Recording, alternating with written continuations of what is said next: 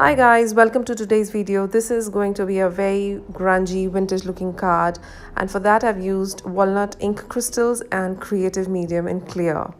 I've taken a watercolor paper and I've created a little mask using the post-it tape. I have attached my stencil and now I'm putting the creative medium using this spatula.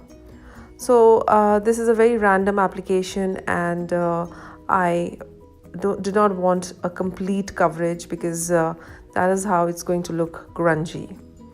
So I allowed this to dry completely, and then I peeled it away.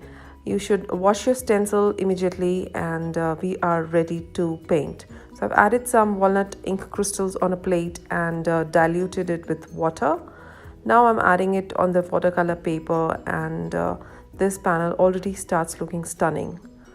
So I'll add a couple of these layers and dry them in between.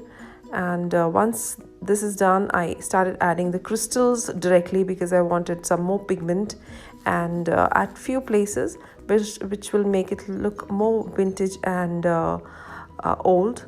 So I dried it again with a heat tool, and we were ready to finish it. So once this was dry, I peeled the masked area and saw that there was a little ink which had seeped.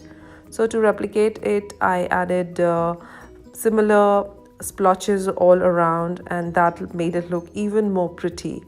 So this is it, and to finish this card, I used the Versafine Clair Ink and stamped my sentiment.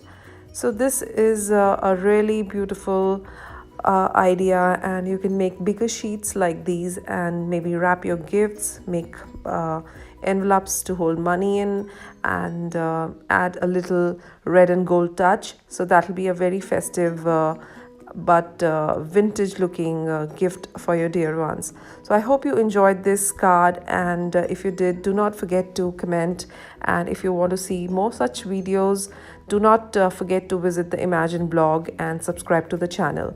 Thank you so much for watching. See you soon. Bye bye. Take care.